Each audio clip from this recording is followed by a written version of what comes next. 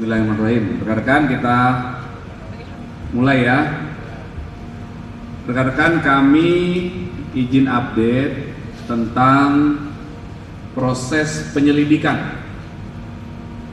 yang dilakukan oleh tim gabungan dari penyelidik Subdit Resmob di Treskrimum Polda Metro Jaya bersama-sama dimulai dari proses mendatangi TKP, olah TKP awal bersama-sama dengan Polsek Menteng dan Polres Metro Jakarta Pusat terkait peristiwa ditemukannya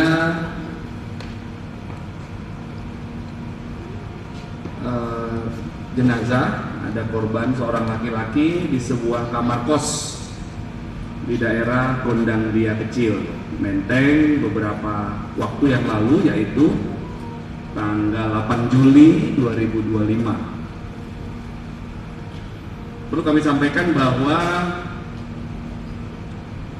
korban ditemukan dalam kondisi wajah tertutup plastik, kemudian terlilit lakban berwarna kuning di tempat tidurnya, kemudian tertutup selimut. Korban di atas tempat tidurnya ditemukan dengan menggunakan kaos dan celana pendek.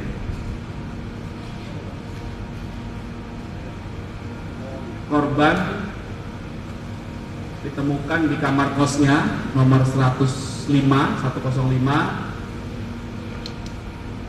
berdasarkan keterangan saksi, hasil olah TKP, mendatangi TKP berkali-kali. Proses mendatangi TKP ini juga sudah dilakukan asistensi, TKP juga sudah didatangi bersama-sama dengan Kompolnas, dengan Komnas HAM. Itu kondisi kamar 105 ini dalam keadaan terkunci dari dalam, ya, dalam keadaan terkunci dari dalam. Ada kunci manual dari dalam, kemudian ada kunci slot terkunci dari dalam, kemudian di pintu itu ada kunci yang ketiga adalah kunci akses yang dipegang oleh korban. Kemudian di kawasan depannya itu ada kunci lagi satu yang dipegang oleh semua penghuni kos dan penjaga kos, dan di gerbang paling akhir di luar kos-kosan adalah kunci gembok yang ada gemboknya dipegang oleh korban. Kemudian kondisi kamar atau akses masuk ke kamar itu, masuk ke kamar ya, dalam kamar ada dua. Yang pertama pintu itu dalam kondisi terkunci dari dalam, kemudian yang kedua jendela juga ditemukan dalam keadaan terkunci dari dalam. Kemudian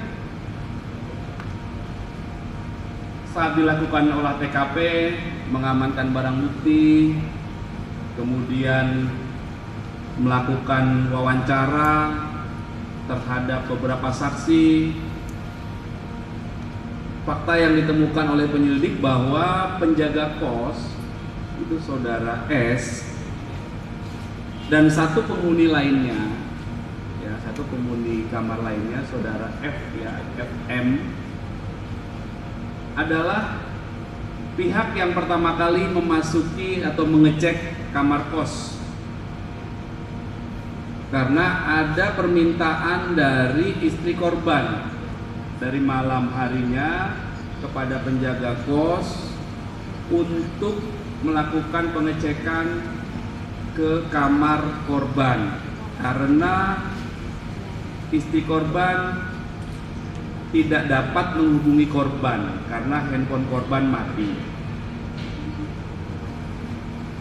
Kemudian setelah dimintain tolong oleh istri korban, penjaga kos melaporkan kepada pemilik kos untuk membuka pintu dan penjaga kos mengajak salah satu penghuni kos lainnya, saudara FM, saksi FM, untuk membuka atau mengecek kondisi kamar kos 105 dengan jadi penjaga kos dan saksi penghuni kos lainnya, saudara FM, berupaya masuk ke dalam kamar korban dengan mencongkel jendela, kemudian membuka slot dari dalam, membuka kunci manual, akhirnya pintu berhasil dibuka. Sampai dengan saat ini, rekan-rekan, tim penyelidik telah melakukan klarifikasi, pengambilan keterangan dalam tahap penyelidikan, setidaknya ada 15 orang. Ya, 15 orang itu dari lingkungan kos-kosan, ya, kemudian dari tempat kerja korban, kemudian dari keluarga korban, kemudian dari pihak-pihak yang terakhir berkomunikasi dengan korban. Sampai dengan saat ini tim penyelidik tidak menemukan hambatan, kemudian dengan senantiasa mengedepankan prinsip penyelidikan atau mengungkap peristiwa ini harus berdasarkan scientific crime investigation, maka penyelidik melakukan pemeriksaan dan kerjasama dengan beberapa ahli. Ya, ini merupakan komitmen Polda Metro Jaya dalam mengungkap peristiwa agar akuntabel, agar profesional, proporsional, dan nanti hasil akhirnya akan dilaksanakan atau dijelaskan secara transparan. Ya, saat ini masih berproses. Jadi untuk tercapainya pembuktian secara ilmiah, maka beberapa ahli yang dikomunikasikan dan dilibatkan dalam pengungkapan peristiwa ini, yang pertama itu adalah tim kedokteran forensik yang melakukan pemeriksaan visum dalam atau melakukan otopsi terhadap jenazah korban, yaitu dilakukan oleh tim dari kedokteran forensik RSCM. Nah, dalam pemeriksaan otopsi terhadap jenazah korban ini juga dilakukan ya pemeriksaan toksikologi untuk mengetahui tadi, kalau otopsi tadi untuk mengetahui penyebab kematian. Ya, sama nanti juga akan dijelaskan oleh ahli perkiraan jam kematian. Kemudian dalam proses otopsi ini juga dilibatkan ahli pendukung, antara lain untuk dilakukan pemeriksaan toksikologi, untuk dilakukan pemeriksaan apakah dalam jenazah ini ada kandungan-kandungan zat kimia, racun, dan lain sebagainya. Kemudian pemeriksaan pendukung lainnya dengan mengambil beberapa sampel organ dalam korban, itu dilakukan pemeriksaan histopatologi untuk melakukan pemeriksaan penyakit dalam. Ini kelompok ahli yang pertama. Kemudian yang kedua, penyelidik telah melakukan pemeriksaan sidik jari berdasarkan sidik jari yang diambil dari TKP. Ya, dari barang-barang yang ada di TKP itu diambil, ya. Sampelnya, kemudian pemeriksaan sidik jari ini dilakukan oleh tim dari Inafis Bareskrim Polri. Kemudian yang ketiga, penyelidik juga saat melakukan olah TKP, mengecek barang-barang, itu mengambil beberapa sampel DNA untuk dilakukan proses pemeriksaan DNA. Kelompok yang keempat adalah untuk melakukan pemeriksaan secara laboratoris terhadap barang bukti elektronik yang ditemukan di TKP dan untuk mengungkap peristiwa ini seperti laptop, handphone, kemudian CCTV. CCTV ini setidaknya penyelidik telah mengambil rekaman dari 20 titik CCTV, dimulai dari circle terkecil dari TKP yaitu lingkungan kos korban, kemudian beberapa tempat yang pernah dikunjungi korban